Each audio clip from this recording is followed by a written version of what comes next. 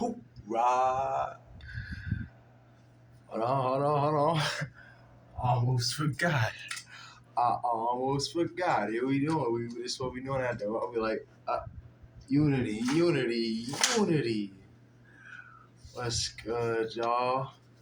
How y'all feeling today?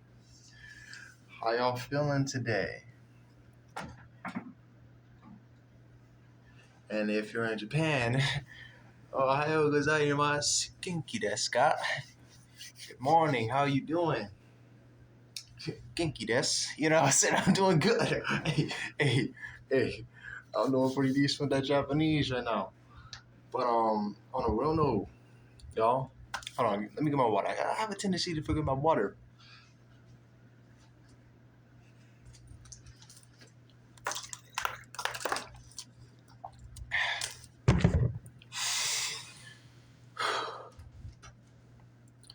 The comfort zone can be a curse. Well, now, what do I mean by the comfort zone can be a curse? Now, I know a lot of people say, you see, I think there are a lot of words in this world that are thrown around more than they are dived into. What do I mean by that? I mean, I will take, the comfort zone, for example. I believe it's more so thrown around rather than understanding, diving into that ocean and understanding and overstanding why these things should be understood in the first place or overstood in the first place.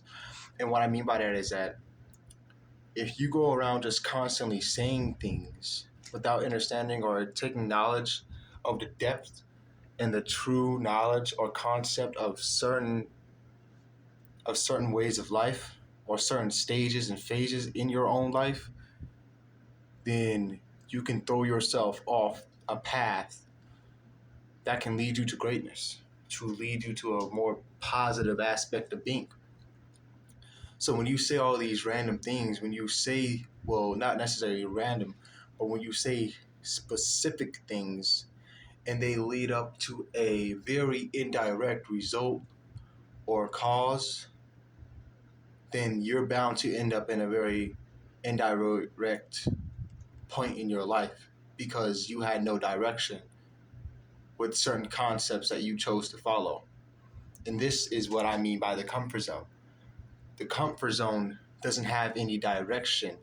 The comfort zone doesn't move or change or sway or bend or break the rules to evolve into to help you evolve into what you're designed or supposed to be. Because as human beings, we are designed to level up. We are designed to evolve. We are designed to create civilization and make sure that those who come after us become better and surpass us time and time again to the points where it's so much more beautiful, euphoric ahead of time. Human beings have given up on themselves. Human beings, for the most part, have given up on the fact that they need to evolve as human beings. Human beings have given up on their main role as humans, and that is to level up, go primal, survive, evolve, and make sure that their living's great. Make sure that those before them that are still living are great. Making sure that those before them who are not alive currently anymore are proud of them, would be proud of them.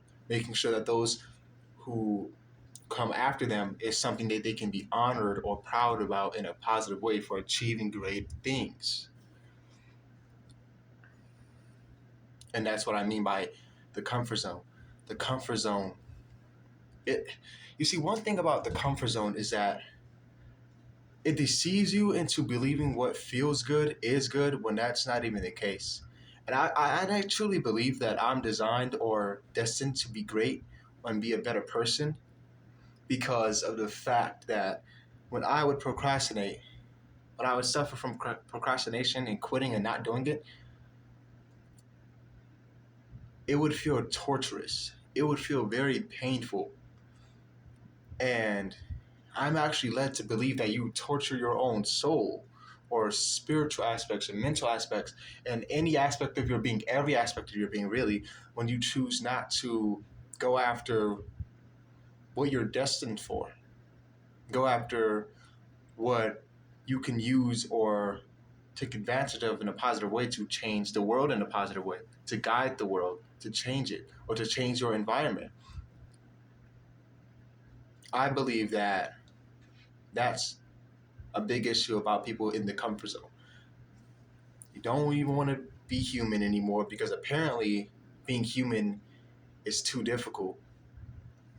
People complain too much. People focus way too much on the future or certain aspects of their life and goals that they don't even have. And they use what they want to inspire them to give up. You want that car, but you don't have that car yet. But then you complain about it instead of working towards it, and then you give up on it because of the simple fact that it takes hard work. People give up because everything in life requires a process, and the comfort zone does not have a process necessarily.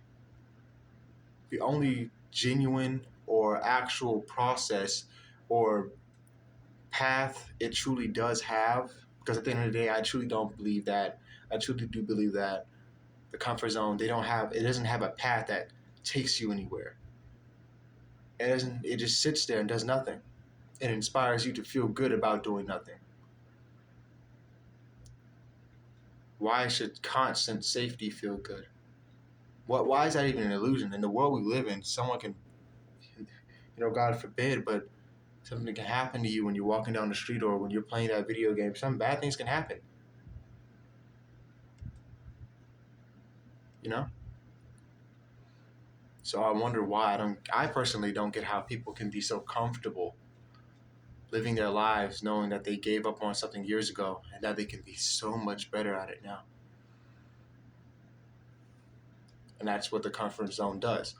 It inspires you to even get the small achievements and think they're big, just to dive yourself right back into what was the issue in the first place, and that's the comfort zone. Oh no, you did all that work. You did all this, you did all that. You can relax. You know what I mean? You did good. You did well. Okay, but if there's much more work to be done, then I'm not going to feed into this. And I'm going to have to keep going.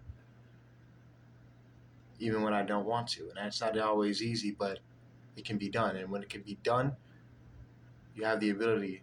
You develop grit. You develop this ability to fight against these forces or these concepts that whisper in your mind and ear that tell you to give up. And when you think about it, the comfort zone really politely, like, it puts you through the process of giving up. So it won't say, "Oh, you can't do it. You may not. You're not this. She's not gonna like you. They're not gonna like you." It may not say any of that, but it says, it politely or silently tries to conform you into a quitter in a very processed manner. So over time, you're becoming a quitter. Over time, you're giving up on what you want because you're slowly giving into this ideology that it's okay to devolve in exchange for your freedom. Basically, you choose to devolve in exchange for your comfort, basically, for your comfort, not necessarily your freedom, but your comfort. You choose to level down instead of leveling up for comfort. You know what I mean? And I made a quote that goes, "Fear will give you everything." Fear will give you all the comfort you desire in exchange for your freedom as a human being. And what that really means is that it will give you all the comfort you desire,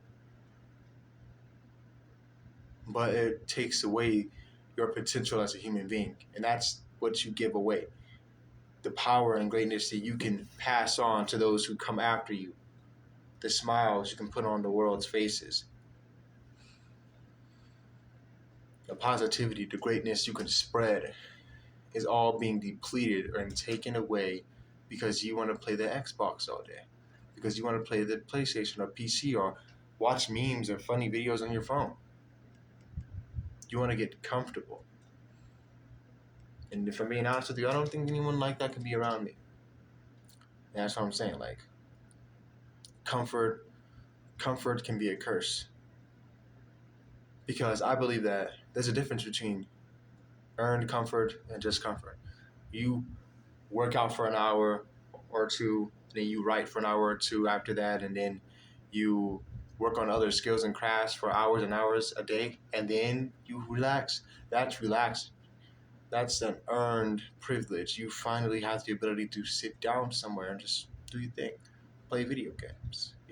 That's when you can play a video game or chill on your phone or something like that, in my opinion, because it's that you finally hustled. You got things done.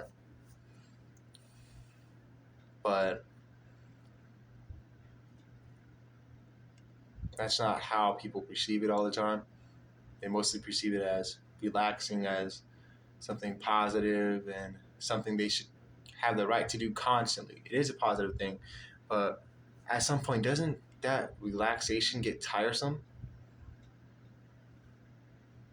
Don't you get tired of that at some point? Don't you get agitated? Doesn't your soul get hurt about that? Don't you get tired of that voice in your head begging you to do something with your life? If not, I don't know what to tell you, because that's actually mind-boggling to me how one can't even desire their own freedom enough to grow through hard work. But I said all that to say this. You're great, you're beautiful, you're powerful, you're unique, and you build different. You know what I'm saying? Thank you for all the support y'all give me. Rahul.